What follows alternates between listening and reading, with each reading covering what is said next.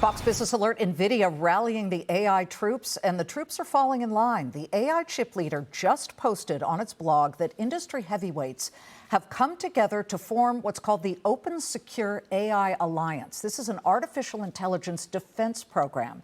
The new coalition includes Adobe, Cisco, CrowdStrike, Dell, IBM, Microsoft, Palantir, Salesforce, SpaceX, and many, many more. The Security Alliance aims to create and deploy open source AI tools that companies can use to defend against cyber attacks. The NVIDIA-backed coalition specifically highlighted last week's incident where OpenAI's agents broke containment out of their sandbox, went on a hacking spree, and on their own attacked an AI platform called Hugging Face. The companies say this is a prime example of why the framework will help manage AI agent behavior more effectively while simplifying testing, tracking, and improving oversight. What do you guys think? Well, joining me now in a Fox Business exclusive is a member of this new AI defense squad, Palantir CEO Alex Karp. There are a couple of things to tackle here, I should say. This, and then there was the open letter on Friday about open weight AI models and urging the U.S. government not to ban them. But let's start with this. What was behind your joining this alliance?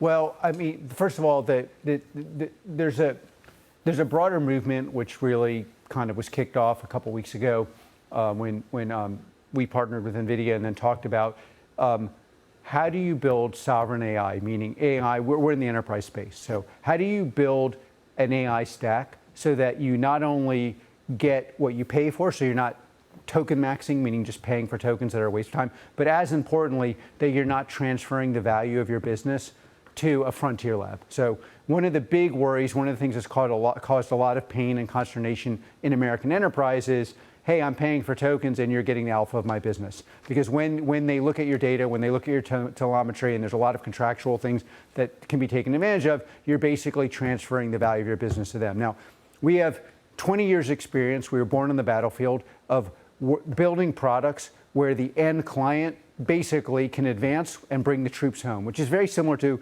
how do you make sure you can use your data and you use it in a way where you keep the advantage of your business. The IP. The IP. What makes your business valuable? Every single business in America, and I'm on the front line with businesses, some of the most important in the world, and some of the most important enterprises in the world, both in America and in allied countries, and they all have this, actually, they're enraged. So we launched essentially a movement of, you need to own your compute, you need to own your application layer. Most people view that as an ontology, which is a fancy way of saying, how do you make the models valuable? And then you need to be able to control either closed models, frontier models, or get open models and help train them yourself.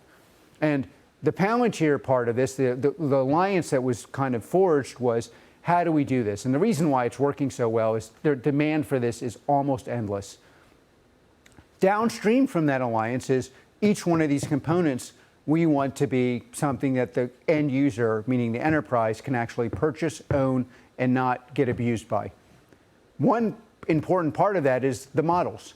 Now, our clients want to control models, meaning if they're closed models, so from Anthropic as an example, they want to make sure that they can use that model in a way that it's valuable and that they can make sure that the value of their business is not being monetized, moved to them. But Alex, you're saying keep things open with the open weight letter, which basically said that the U.S. government, and this is Treasury Secretary Scott Bessent, who is considering banning or at least ring fencing some of these because many of them come from China. We're talking about the Kimi and, you've got Alibaba's Quen.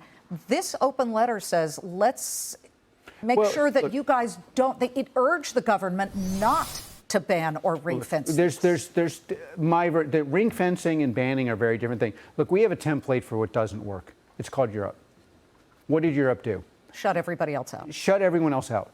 What does Europe's tech scene look like?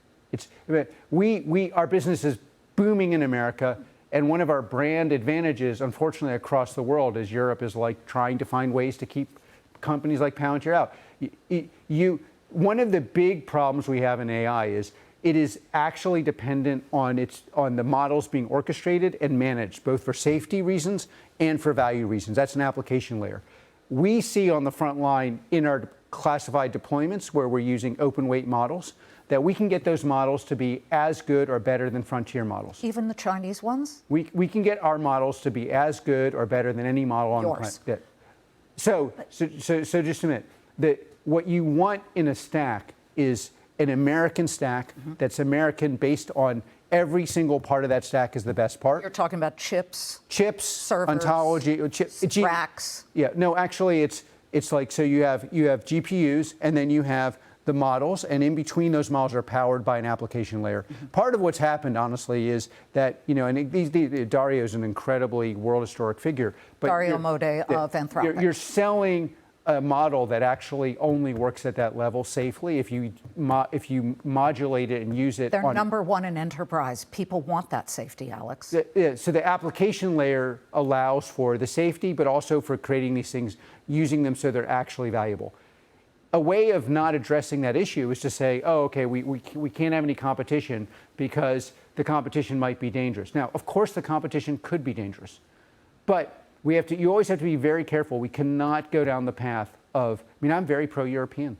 I've watched Europe regulate itself out of business. You end up with businesses that no one believes are businesses because they only exist behind the firewall of regulation. That doesn't mean we shouldn't watch all of these models very carefully, both open and closed. But most importantly, what our clients want, primarily US clients, is they want to be able to control a model, either closed model, or they want to be able to control the weight so they keep the alpha in an environment that's safe. And they have this kind of vulgar, no application layer, no love saying that they're all saying. And they want to make sure that it's valuable on the front line. Was this a way to shut out, or is it an attack on Anthropic? Because they didn't sign on. And you have complained that they very much control a lot of what would be the tokens that's well, I can tell you, look, this revolution has taken off, and you can't put it back in the bag. And I think we helped launch it, if maybe even the leaders, and a lot of people are now following on.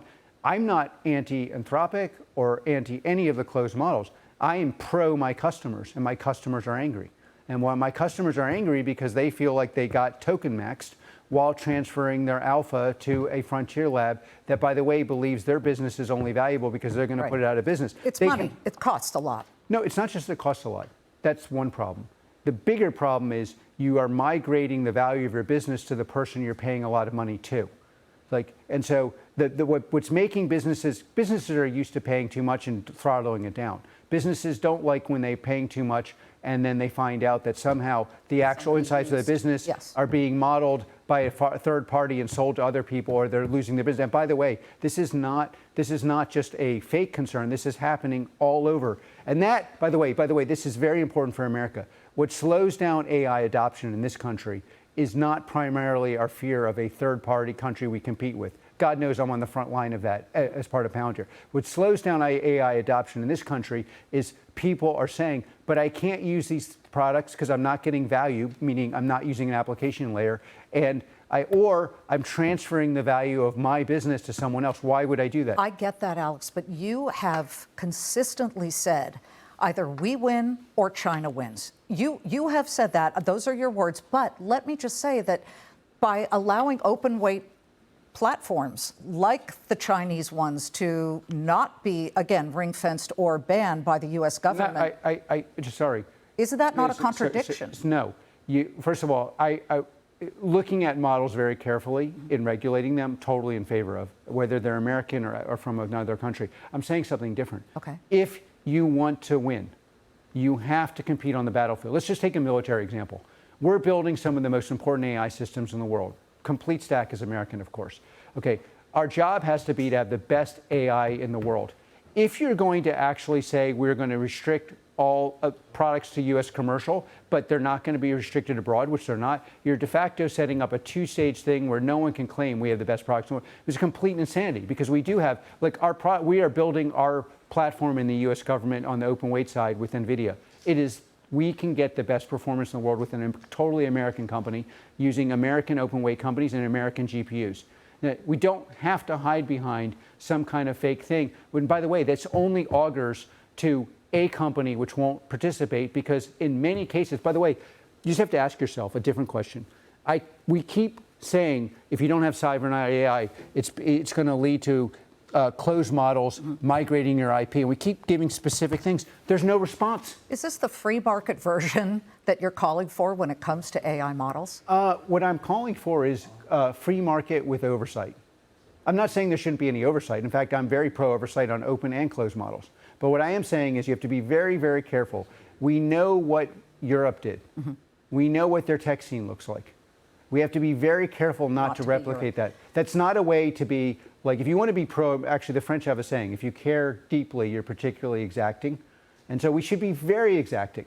But exacting and banning are very different things. And by the way, it won't work anyway. Sam Altman recently came out and said that we have achieved singularity with AI, which means that it's beyond human control. Do you agree? I mean, is AI, do you have any fear of that at all? Elon Musk has talked about it too.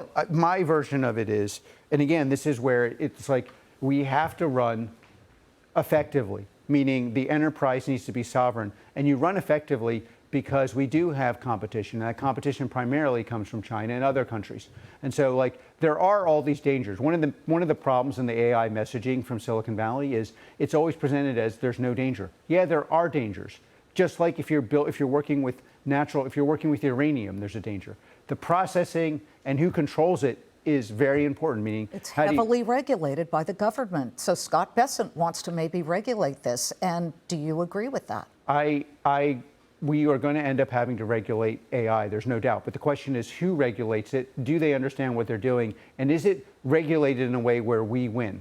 And so, like, again, you have hard regulation, which is Europe. That clearly doesn't work. Then you have no regulation. Obviously, I'm not in favor of that. But then there's a question of how do you do it? Under what conditions? Does the person understand what they're doing? These are very complicated issues. And there's only one country in the world that could get it right or really get it wrong. And that's us. But because it could go either way doesn't mean we shouldn't plow forward and try to get this to work.